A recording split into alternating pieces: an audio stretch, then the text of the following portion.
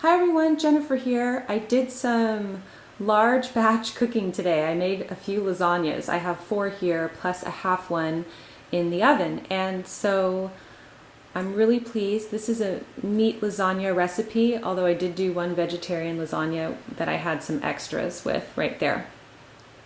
So if you're interested in knowing how I did this and seeing the process, keep on watching.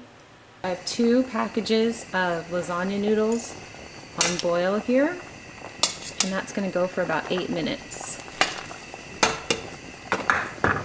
Okay, and right now in the stove I have this very large, kind of a Dutch oven pan because we have a lot of meat. So I have olive oil going on in there, and that's just heating up. And earlier in the day I chopped up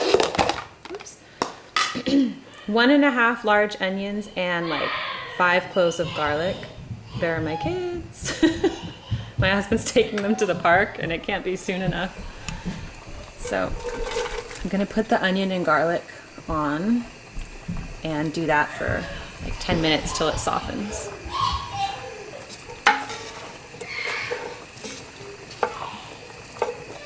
I'm using a lot of meat here. So I have this is 6 pounds of ground beef that I got from Costco.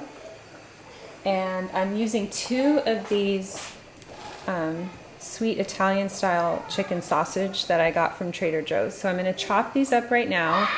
And once the onion and garlic are softened, I'm going to put the meat in.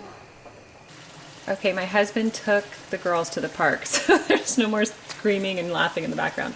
I've cooked all the lasagna noodles and I'm just setting them aside here, and I put them on parchment paper just lightly sprayed with cooking oil just so that they don't stick together. So I have, all the layers here. And that's all the noodles. They are just sitting until they're ready. Here I just have the meat, and this is both the ground beef and the chicken sausage all together. And I'm just waiting till it's all browned. Then I'm going to drain it and add the ingredients for the sauce. Okay, I thought I was filming and I actually wasn't, and I had this minor catastrophe. I'm not used to filming things while I'm cooking, so this is all new to me. Anyway, I added the gigantic can of spaghetti sauce and 2 smaller cans of stewed tomatoes. I added a handful of fresh basil that's shredded, and some garlic salt, probably about 2 tablespoons, and salt and pepper. And as it goes, I'm just going to see what it needs, if I want to add some dried oregano and that sort of thing. So again, I don't have a set recipe. I'll put everything that I do in the info box below, but I'm just going to make sure I have a yummy sauce. And I don't like dry lasagna, so I want this to be, really substantial on the sauce. Okay, so now I'm going to make my ricotta cheese mixture.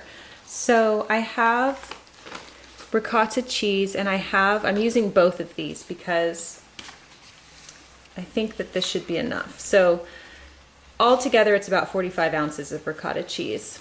I'm going to use this entire bag of Parmesan cheese and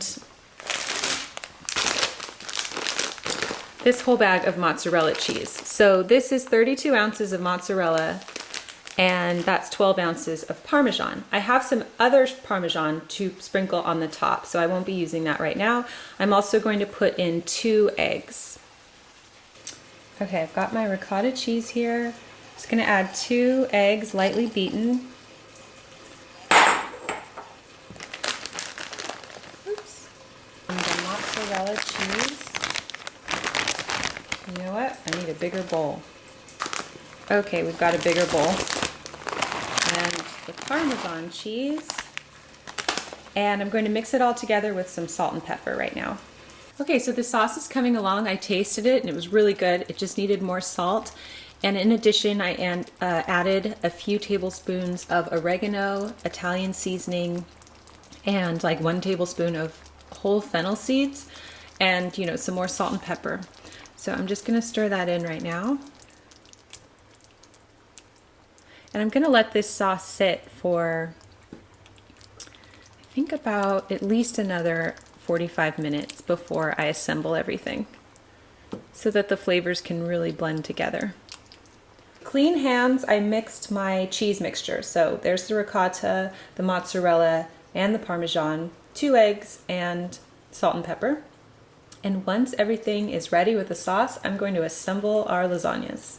Okay, my lasagnas are ready to assemble. So I've sprayed the aluminum baking pans with some cooking oil just to keep the noodles from sticking to them and everything. I plan to do one little mini one for my family to eat tonight for dinner. So we have a lot of food we're cooking tomorrow, so I don't need a gigantic lasagna for us this week.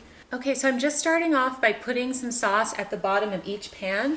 And like I said, I'm doing this little mini pan for our family for dinner tonight. So what I'm going to do is put the sauce in, then put the noodles on, and then I'm going to continue to layer everything with noodles, sauce, and cheese.